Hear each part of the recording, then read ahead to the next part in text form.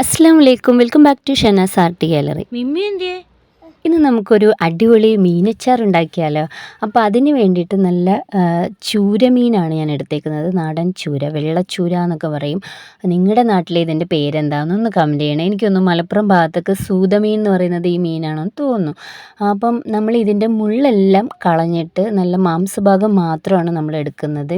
മീനച്ചാർ ഇടാൻ അതാ വേണ്ടത്. എന്നാൽ പോലും ഇച്ചിരി മുള്ളൊക്കെ അവിടെ ഇവിടെയൊക്കെ കിടപ്പും, അതൊന്നും കുഴപ്പമില്ല. അപ്പോൾ നല്ല രീതിക്ക് വൃത്തിയാക്കിയതിന് ശേഷം ഇതുപോലെ നമ്മൾ അത് ചെറുതായിട്ട് അരിഞ്ഞരിഞ്ഞ് ചെറിയ പീസാക്കി എടുക്കുകയാണ്. പിന്നെ അതിനകത്തോട്ട് 1.5 ടീസ്പൂൺ മഞ്ഞൾപ്പൊടി, 2 ടീസ്പൂൺ കുരുമുളക് പൊടി, 1 ടീസ്പൂൺ മസാലപ്പൊടി, ആവശ്യത്തിന് ഉപ്പ്, 2 ടീസ്പൂൺ മുളക് പൊടി എന്നിവ ചേർത്ത് നന്നായിട്ട് മിക്സ് ചെയ്യണം. ഈ മിക്സ് ചെയ്ത ഈ മസാല നമുക്ക് കുറച്ചധികം നേരം വെക്കാം. മസാല അതിൻ്റെ എരിവും പുളിയും ഒക്കെ മീനിലോട്ട് പിടിക്കുന്നത് വരെ. പിന്നെ ഒരു പാൻ എടുത്ത് അതിനകത്തോട്ട് എണ്ണ ഒഴിച്ച് നമ്മൾ ഇത് ഓരോന്നും നന്നായിട്ട് മുരിച്ചെടുക്കണം, വറുത്തെടുക്കണം.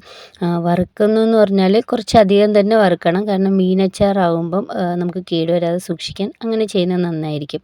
അപ്പം നല്ല രീതിക്ക് നമ്മൾ മിക്സ് ചെയ്ത് വറുത്തെടുക്കുവാണ്. വറുത്തെടുത്തത് നമ്മൾ ഒരു ബൗളിലോട്ട് മാറ്റി വെക്കുകയാണ്. ബാക്കി വരുന്ന എണ്ണയിലാണ് നമ്മളിനി മസാലക്കൂട്ട് തയ്യാറാക്കുന്നത്. അപ്പോൾ ആ മസാല നമ്മൾ തയ്യാറാക്കുന്നതിന് വേണ്ടിയിട്ട് മിക്സിയുടെ ജാറിലോട്ട് 1 കപ്പ് വെളുത്തുള്ളി, 1 കപ്പ് ഇഞ്ചി ചെറുതായിട്ട് അരിഞ്ഞത്, 6-7 പച്ചമുളക്, നമ്മൾ എരിവ് ആവശ്യത്തിന് നമുക്ക് ചേർത്താൽ മതി. എല്ലാം കൂടെ നന്നായിട്ട് ചെറുതായിട്ടൊന്ന് ചതയ്ക്കുക. അതിൻ്റെ കൂട്ടത്തിൽ കുറച്ച് കടുകും കൂടെ ചേർക്കണം.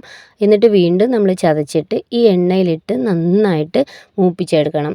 ചെറിയ രീതിയിലൊന്നും മൂത്താൽ പോരാ, ഇച്ചിരി നല്ല ബ്രൗണിഷ് കളറായിട്ട് തന്നെ മൂപ്പിച്ചെടുക്കണം. നല്ല ഇഞ്ചിയുടെയും വെളുത്തുള്ളിയുടെ ഒക്കെ മണം നന്നായിട്ട് വരുന്നുണ്ട്. അപ്പോൾ ആ കൂട്ടത്തിൽ നമ്മൾ കറിവേപ്പില ചേർത്തു.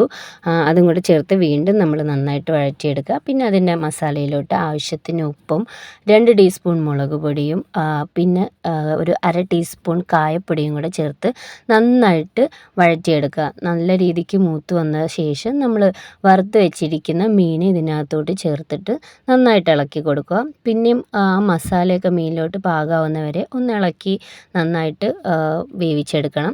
അതിനുശേഷം ലാസ്റ്റാണ് നമ്മൾ വിനാഗിരി, ഒരു 1/2 കപ്പ് വിനാഗിരി ഒഴിക്കുന്നുണ്ട്. മീനച്ചാറ് നന്നായിട്ട് സൂക്ഷിച്ച് വെക്കാൻ വേണ്ടിയിട്ട് ഈ വിനാഗിരി ആവശ്യത്തിനായിട്ട് വരും.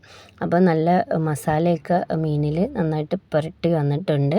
അപ്പോൾ നമുക്ക് ചോറിൻ്റെ കൂടെ ഇത് കഴിക്കാൻ അടിപൊളി ടേസ്റ്റാണ് കേട്ടോ. ഞാൻ വെറുതെ പറയുന്നതല്ല, കുഞ്ഞുങ്ങൾക്കൊക്കെ ഇത് ഭയങ്കരമായിട്ട് ഇഷ്ടപ്പെടും എന്നുള്ള കാര്യത്തിൽ യാതൊരു സംശയവുമില്ല. അപ്പോൾ വീഡിയോ നിങ്ങൾക്ക് ഇഷ്ടപ്പെട്ടെങ്കിൽ ലൈക്ക് ചെയ്യുക, ഷെയർ ചെയ്യുക, സബ്സ്ക്രൈബ് ചെയ്യുക. പുതിയ നല്ലൊരു വീഡിയോ ആയിട്ട് വീണ്ടും വരുന്നത് വരെ ബായ്.